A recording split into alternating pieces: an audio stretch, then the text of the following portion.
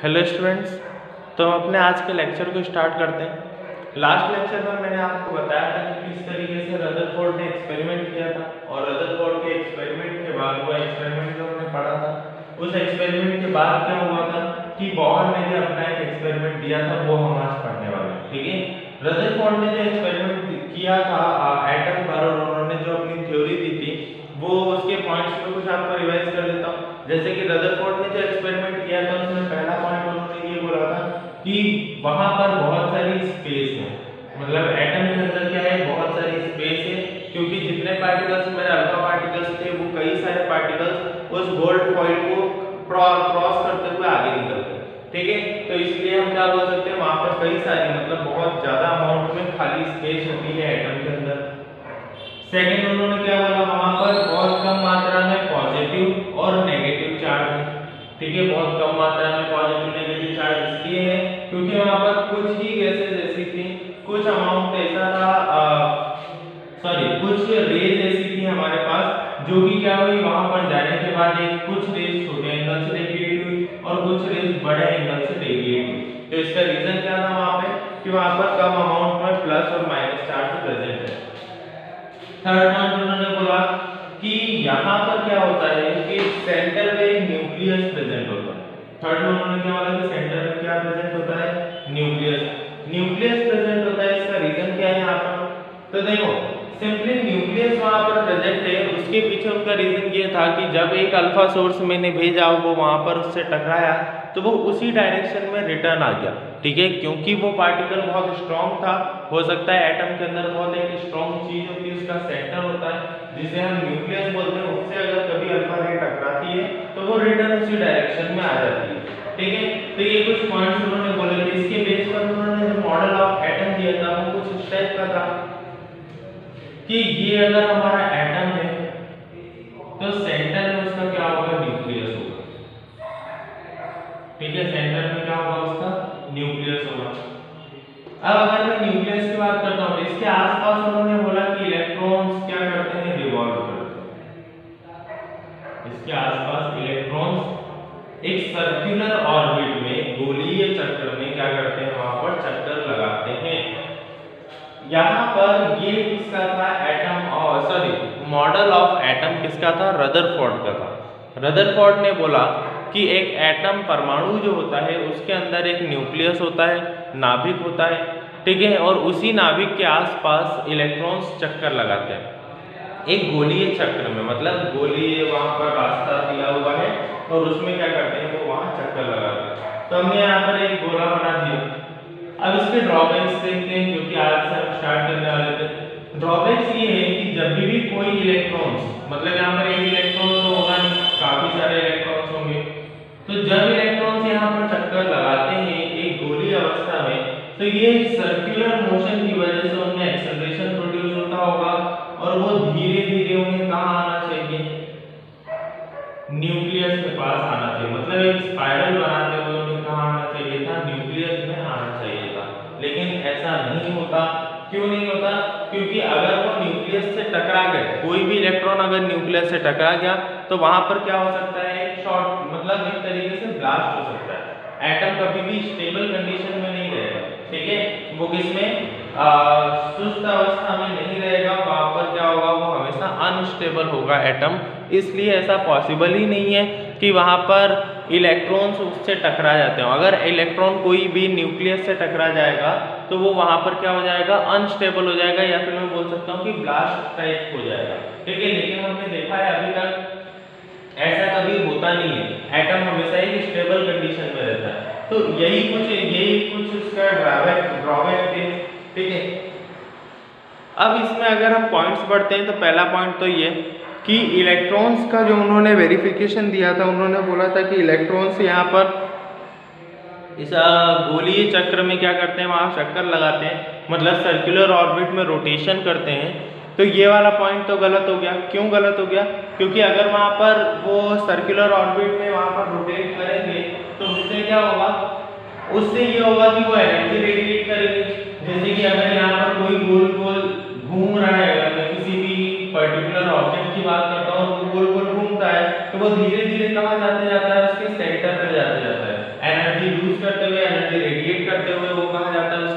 Centre में जाने लगता है, और सेंटर में इसके पहले से क्या प्रेजेंट है, न्यूक्लियस प्रेजेंट है। तो अगर इलेक्ट्रॉन सेंटर पे गए तो वो न्यूक्लियस से टकरा जाएंगे और एटम को अनस्टेबल, अस्थिर कर देंगे, ठीक है, जो कि पॉसिबल नहीं है। एटम हमेशा स्थिर अवस्था में ही होता है।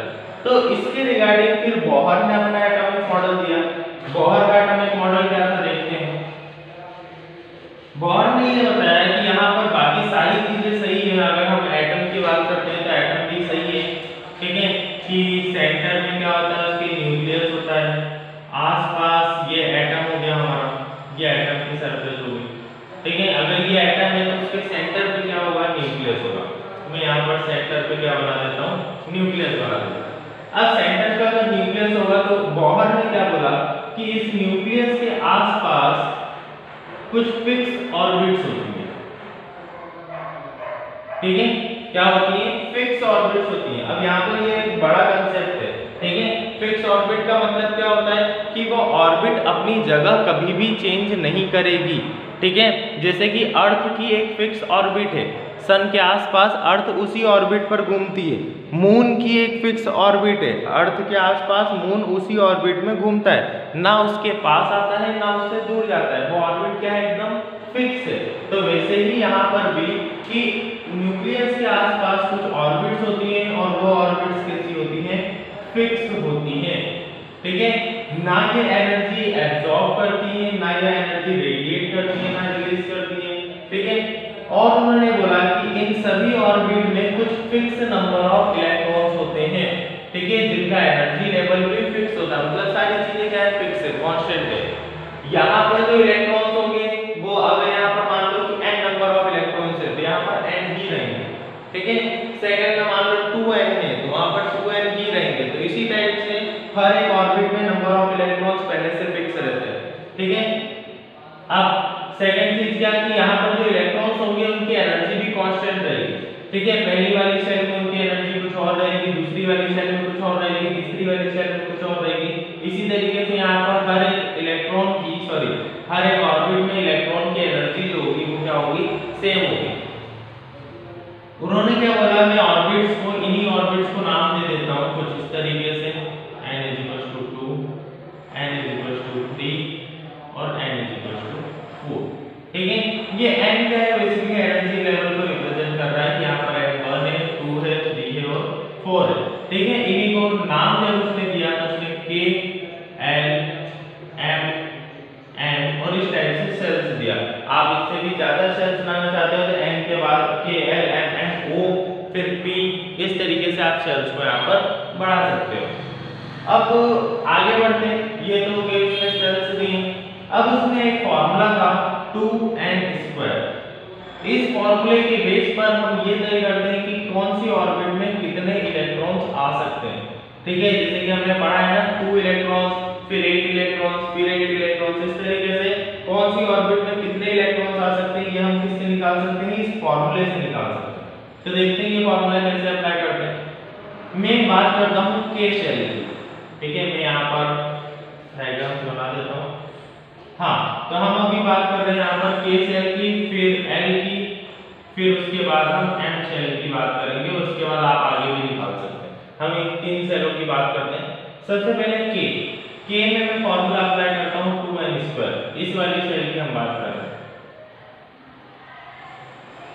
ठीक है। इसमें मैं फॉर्मूला अप्लाई करता हूँ 2n²।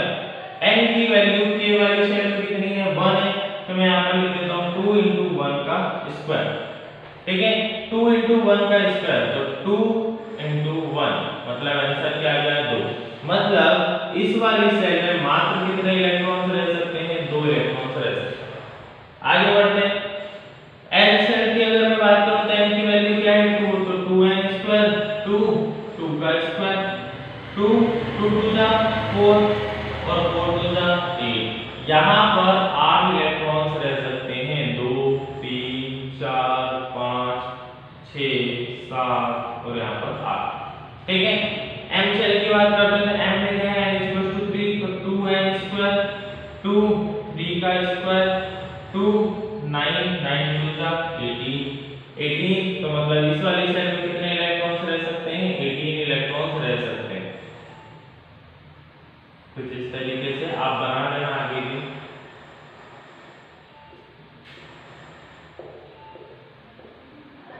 18 इलेक्ट्रॉन्स यहाँ पर रह सकते हैं, मैक्सिमम इतने ही रह सकते हैं। आगे उन्होंने कुछ रूल्स दिए, रूल्स जैसे कि यहाँ पर जितने फिक्स इलेक्ट्रॉन्स दिए हुए हैं उससे एक इलेक्ट्रॉन भी ज़्यादा नहीं होना चाहिए, ठीक है। इलेक्ट्रॉन्स हर एक शेल में कम जरूर हो सकते हैं लेकिन ज़्यादा इलेक्ट्रॉन्स नहीं हो सकते। दूसरा पॉइंट ये कि जब तक पहली ऑर्बिट कंप्लीट नहीं हो जाती तब तक आप सेकंड ऑर्बिट में नहीं जा सकते। मतलब के वाली जो ऑर्बिट है वो फर्स्ट ऑर्बिट है, एल वाली जो ऑर्बिट है वो सेकंड ऑर्बिट है, एम वाली थर्ड है, फिर उसके बाद एन वाली फोर्थ है। इस तरीके से जैसे एक ऑर्बिट खत्म होती है तभी आप सेकंड ऑर्बिट में जा सकते हो, नहीं तो आप फर्स्ट ऑर्बिट से आगे ऑर्बिट में नहीं जा सकते, ठीक है। तो यहाँ पर ये कुछ रूल्स थे बोहर के, और बोहर ने बहुत इजीली इसको क्या कर दिया था, डिफाइन कर दिया था। यहाँ पर हमारा बोहर का एटॉमिक मॉडल खत्म होता है। इसके कुछ ड्रॉबैक्स हैं जो कि आने वाले टॉपिक्स में मैं आपको कवर करूंगा। अब हम आगे कुछ और टॉपिक्स इसके पढ़ेंगे अगले लेक्चर में, ठीक है। एटॉमिक स्ट्रक्चर अभी ये बहुत बड़ा चैप्टर बचा नहीं है, कुछ वेव्स और पार्टिकल्स मुझे आपको बताना है, आइसोटॉप्स आइसोबार्स वाला टॉपिक हम कल पढ़ेंगे, ठीक है। तो अगले लेक्चर में स्टार्ट करते हैं। Thank you.